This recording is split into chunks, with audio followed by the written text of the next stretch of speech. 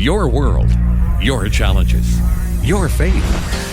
When faith within engages the world without, there's power. It's living life from the inside out.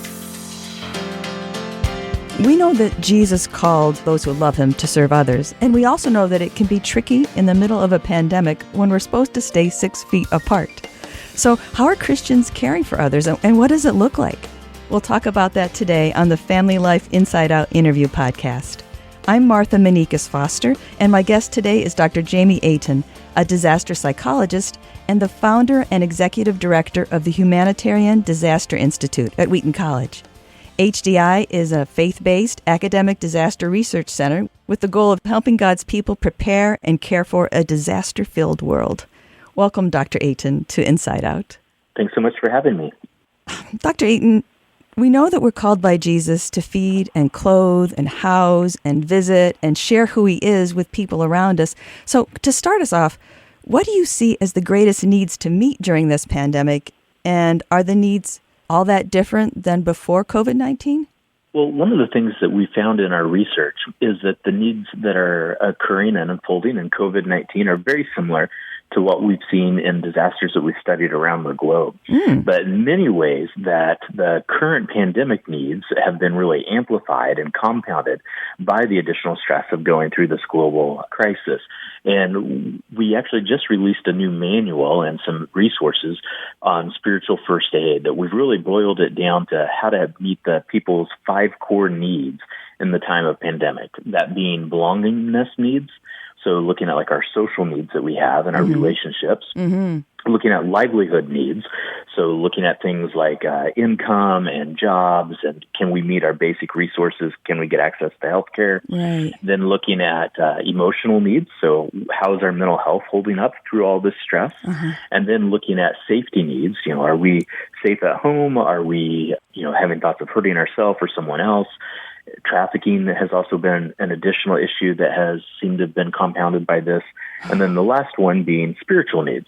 So how has this impacted our relationship with God and with our faith community? And overall, what we have found is that all of those 5 needs are interconnected.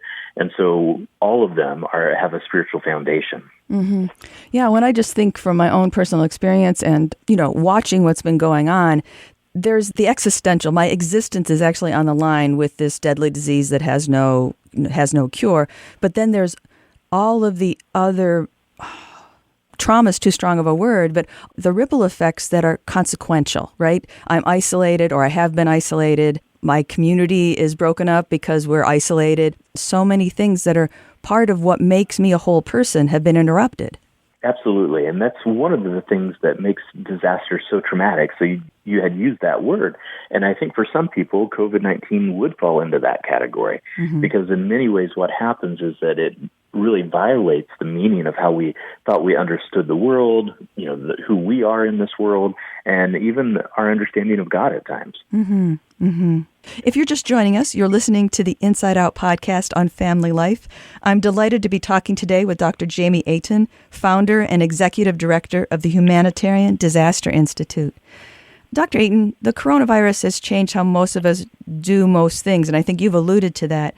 From your perspective, what part of God's call on his people has gotten more complicated since the beginning of the pandemic?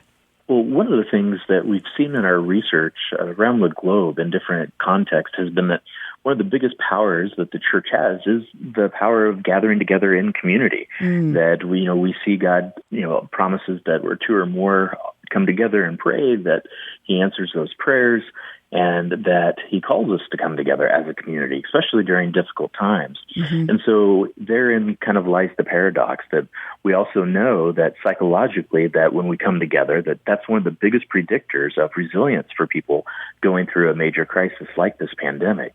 But at the same time, one of the things that I've been encouraged about has been how the church has been creative and in some ways has come to, I think, understand even more deeply that, the church never closed, just the doors to our building. Right.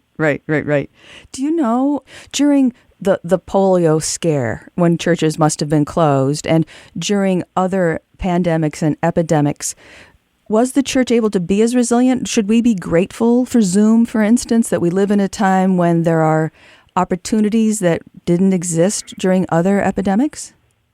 Yeah, I think in some ways the technology does give us, the current church, more tools and resources for being able to stay in touch and to continue to have dialogue and be in community with others in ways that the earlier church wasn't able to during such pandemics. Mm-hmm. And they must have found some way, but it wasn't Zoom. Yeah.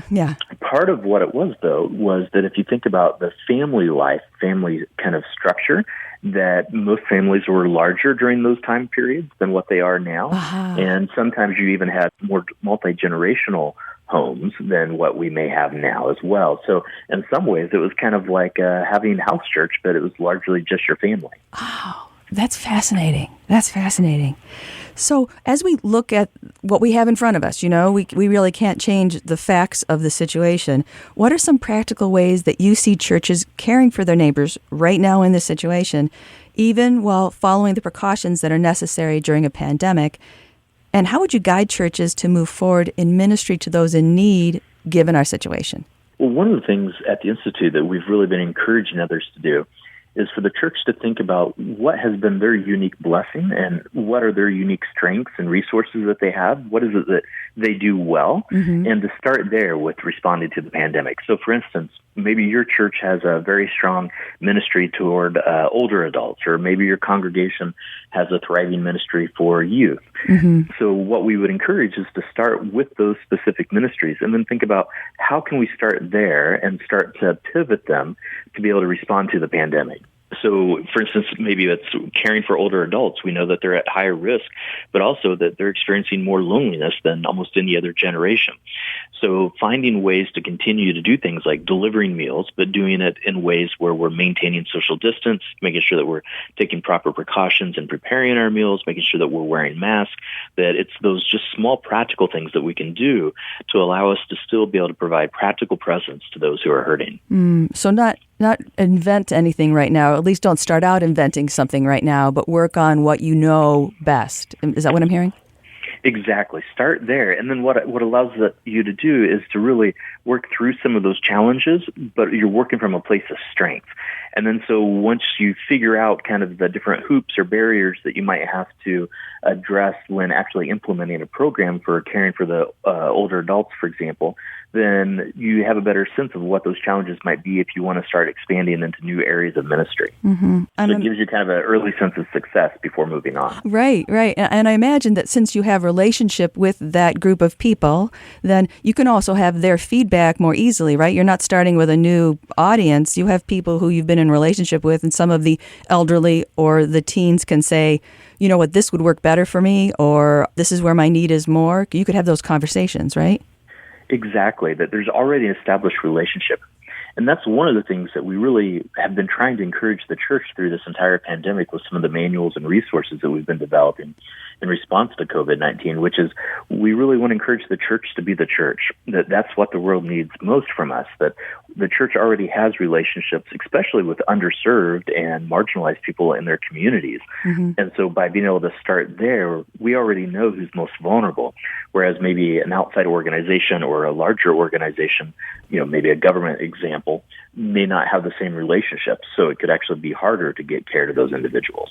Well, that's fascinating and hopeful and helpful, because I imagine that certainly for me, there have been times when I've thought, we're stymied, right? We can't do anything. But in fact, we can.